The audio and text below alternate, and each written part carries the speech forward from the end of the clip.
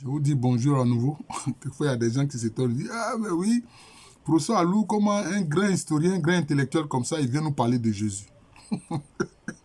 Je dis, mais vous, là, vous n'avez rien compris. Vous pensez que les Européens qui sont venus faire la traite négrière, l'esclavage, la colonisation et qui veulent poursuivre le néocolonialisme, là, ils sont du Christ? Jésus a dit, éloignez-vous de moi, vous qui faites le mal. Éloignez-vous de moi, vous qui faites le mal. Ils se sont servis de ce nom. C'est tout. Ils se sont servis du nom du Christ, Jésus, c'est tout. Ils se sont servis de cette religion-là pour du pouvoir. Parce que la religion, ça donne du pouvoir. Même, je vais vous dire, concernant l'islam, là, ceux qui ont le plus combattu Mohammed, là, ils se sont servis de ce pouvoir. Les Mouawiya, qui ont donné la dynastie des Omeyyades, ils ont combattu Mohammed à la Mecque. C'est comme ça. Les Abbassides, c'est la même chose. Ils ont massacré même certains de ses parents. Mais comme ils ont vu que ça donnait du pouvoir, ils s'en sont servis. Parce que ces populations nomades qui étaient pauvres, qui maintenant ont conquis des zones qui commencent maintenant à vivre dans l'opulence. Donc c'est comme ça aussi les Européens se sont servis du christianisme pour faire des choses. Par pouvoir, c'est tout. Par pouvoir. Même on a vu des papes. Le pape Nicolas V qui a pris une bulle pour permettre que la traite négrière se fasse notamment adressée au roi du Portugal. C'est la même chose. C'est une affaire de pouvoir, c'est tout. Mais la personne du Christ, écoutez ce qu'il lui dit. C'est pas ce que les gens qui ont fait et puis qui viennent mentir en son nom, là, vous regardez. Moi, j'ai une expérience personnelle avec le Seigneur Jésus-Christ. Voilà. Sinon, moi, là, j'étais plus incrédule que vous. Et puis, la foi n'est pas liée à l'intellectualité. Voilà. Si vous vraiment, vous voulez être des intellectuels, si vous voulez, allez-y regarder les lois de la mécanique quantique. Les lois de la mécanique quantique vont vous donner l'évidence de Dieu. Même vous, qui parlez ainsi là, je n'ai pas envie de vous traiter de mécréants, mais c'est tout comme. Mais comment vous expliquez l'ADN? L'ADN, là, vous expliquez ça comment? Mais c'est parce qu'il y a un créateur derrière qu'il y a l'ADN. L'ADN subsiste. Même quand on vous a écrasé, on a fait de vous une patte. Votre ADN est là. Et Dieu crée par quoi? Par sa parole. Tout le monde reconnaît que c'est par la parole. Même quand tu regardes l'être humain là, qu'est-ce qui le distingue des autres créatures? C'est parce que l'être humain lui parle. Et puis il danse aussi. La danse est important. Et puis il fait la musique. Voilà. Les trucs comme la danse, la musique dont on a voulu se servir pour minimiser l'homme noir, alors que ce sont des expressions très hautes de notre humanité. Parce qu'aucune créature ne chante et ne fait la musique. C'est l'être humain qui fait ça. Et les Européens disent les oiseaux chantent. Ils chantent quoi? Sur quelle harmonie? Sur quelle base? C'est la parole. Et le Christ Jésus, c'est la parole. Voilà. L'islam reconnaît ça. Il l'appelle Kalimatullah, c'est-à-dire la parole d'Allah. C'est pas la parole. Même dans le bouddhisme, on dit quoi? On dit il y a les mantras. Et puis il y a les tantras. Ils estiment que les tantras, ce sont des paroles de pouvoir. Des paroles de pouvoir. Tu entends ça? Mes créants là, les paroles de pouvoir. Donc, viens pas me dire oui, professeur Alou, c'est un grand intellectuel. C'est toi qui vas me dire que moi, je suis un grand intellectuel. Que moi-même, je ne sais pas ça. Donc, arrêtez de me dire ça. Ça m'énerve. Je n'aime pas ça. Voilà. Je vais parler encore du Seigneur Jésus-Christ. Voilà. Alors, en Matthieu 11, verset 12, il dit une phrase. Il dit, depuis le temps de Jean-Baptiste jusqu'à présent, le royaume des cieux est forcé et ce sont des violents qui s'en emparent. Voilà. Pourquoi le Seigneur Jésus-Christ dit ça?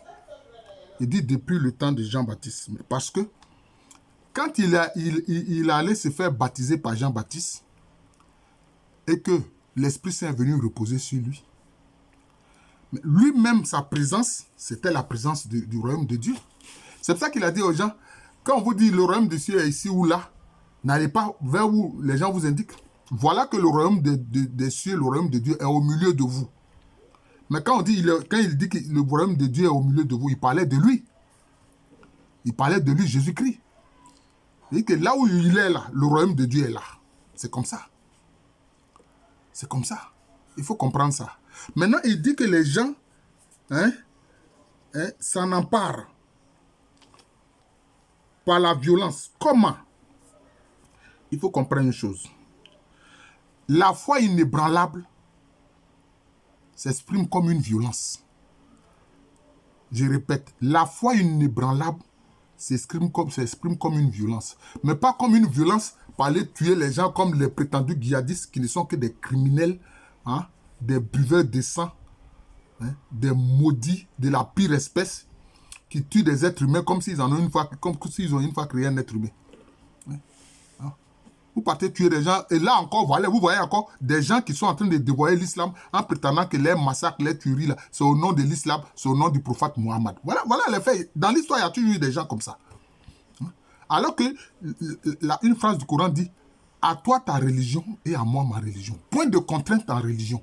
C'est ce qu'une phrase du Coran dit. Point de contrainte en religion. À toi ta religion et à moi ma religion. Mais eux, ils disent « Ils tuent au nom de l'islam, au nom du prophète Mohammed, au nom d'Allah ».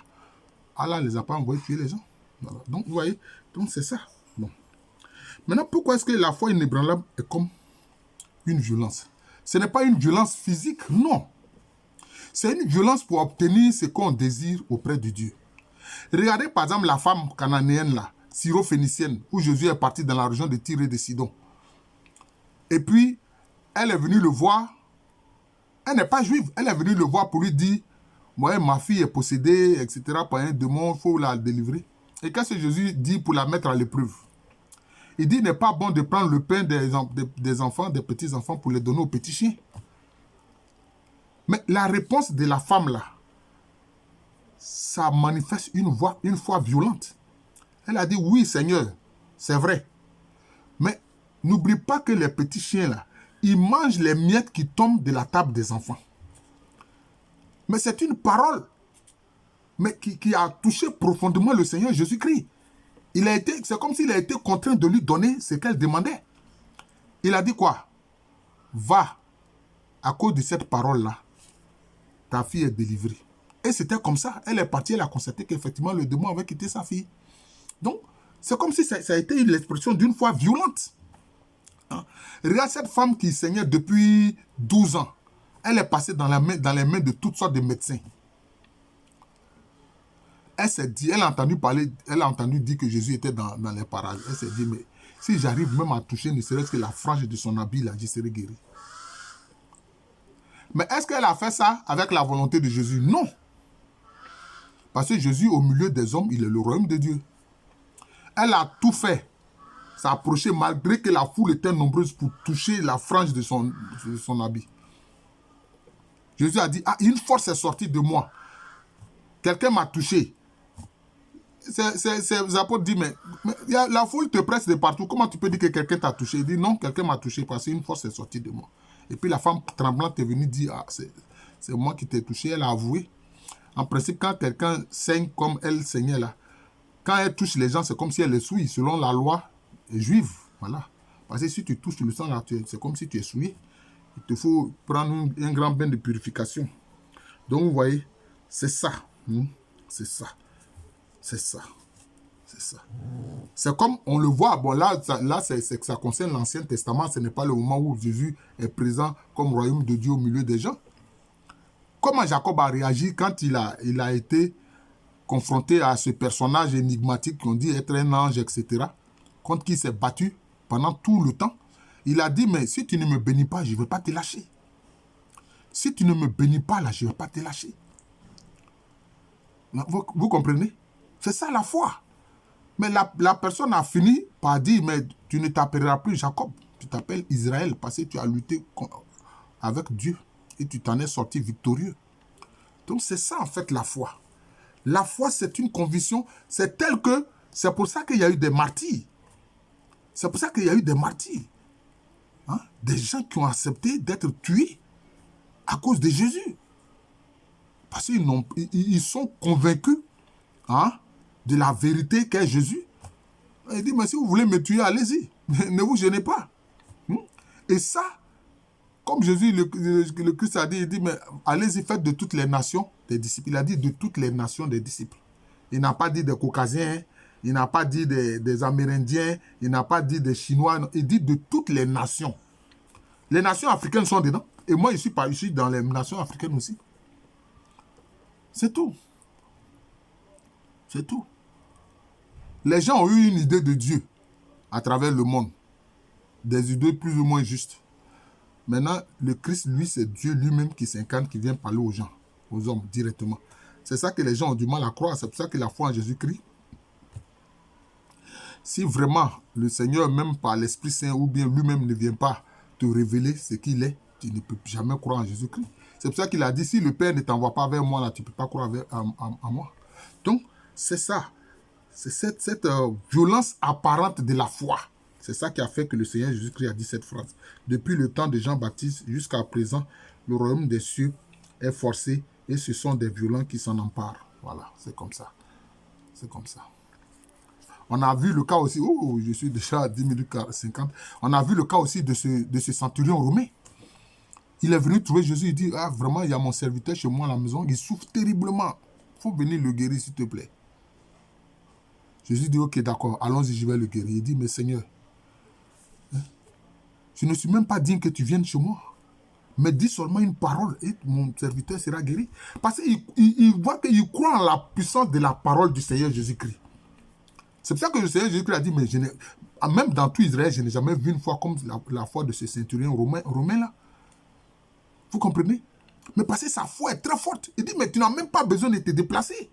Là où tu es, même si tu as 10 000 km là, de mon serviteur là, si toi tu dis seulement une parole là, il sera guéri. Et nous, dans la foi chrétienne, on reprend, Seigneur, je ne suis pas digne de te recevoir, mais dis seulement une parole et il sera guéri. Voilà la foi